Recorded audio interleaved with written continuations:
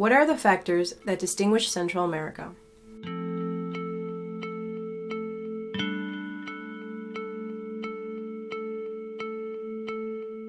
It's a region where you can discover the mysteries of an ancestral culture that is still alive, with beautiful landmarks such as Lago Yotoa in Honduras, Joyas del Serén in El Salvador, Tikal in Guatemala, Bocas del Toro in Panama, or the Poas Volcano National Park in Costa Rica.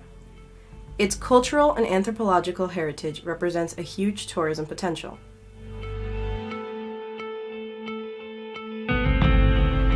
Undeniably, Central America has made remarkable progress, but its social agenda still lags behind, and bigger challenges are on the horizon. Inequality and poverty levels grow every passing year, and there is a tragic combination of limited government presence in territorial borders and a serious lack of employment opportunities. This creates breeding grounds for drug trafficking, gangs, and other forms of criminal activities, leading this region to be known for having the highest homicide rate on a global scale. 3 Central American countries, Guatemala, Honduras, and El Salvador, form what is known as the Northern Triangle, nations most affected by these challenges. Without a viable resolution, there is a major risk of losing the progress made over the past 30 years. That's why, during the celebration of the 30th anniversary of the Esquipulas I Peace Agreement of Central America, the Latin American Presidential Mission, with the support of the Global Peace Foundation, the Esquipulas Foundation of Guatemala, the IDPPS think tank of Paraguay, and the Uruguayan Leadership Conference organized the Sites on Central America, Progress and Challenges, as a forum for an in-depth analysis of the progress achieved and the challenges yet to overcome. To this purpose, 5 former presidents of Central America gathered in Washington DC.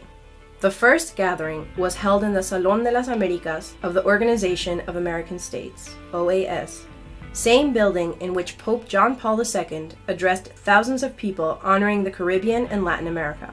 In said building, a photographic expo called The Road to Peace in Central America was held. It was inaugurated with former heads of state of the region, and it was on display by the OAS for 2 weeks, showcasing 15 historical landmarks for peace in the region, starting with the Esquipulas Peace Agreement of 1986 and more recent ones. The Reagan Building hosted the Focus on Central America, Perspectives on Migration and Sustainable Development Forum. The former heads of state also visited the U.S. Capitol and shared with congressmen, both Democrats and Republicans, their vision on broadening the social outlook of the Alliance for the Prosperity of the Northern Triangle. They paid a special visit to the Central American Caucus, a recently formed bipartisan group formed by 32 members of Congress, presided by Congresswoman Norma J. Torres. They also visited the office of the Speaker of the House, Congressman Paul Ryan, where they were warmly received by the Congressman's Chief of Staff and National Security Advisor. Lastly, a meeting of vital importance was held with the USCRI, United States Committee for Refugees and Immigrants, following their intervention in Central America, mainly in the Northern Triangle, with programs that address unaccompanied minors. Vinicio Cerezo and Álvaro Colom from Guatemala, Armando Calderón Sol from El Salvador, Laura Chinchilla from Costa Rica, and Nicolás Ardito Barleta from Panama, provided their frontline experience along with current political leaders such as the Secretary of the OAS, Luis Almagro, the Foreign Minister of Guatemala, Carlos Raúl Morales, representatives of civil society, think tanks, and the private sector.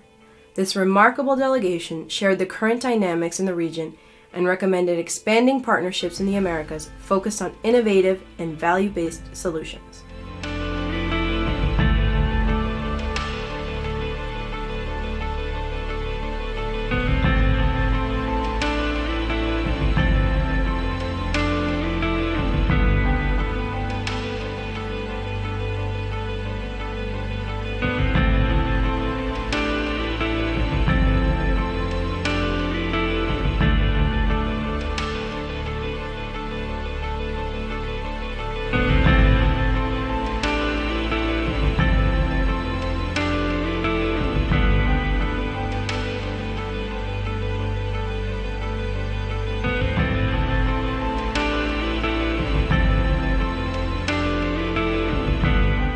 They suggested an integrated regional approach as a way to counter the endemic problems of organized crime, drug and human trafficking, violence, and ever-growing income inequalities.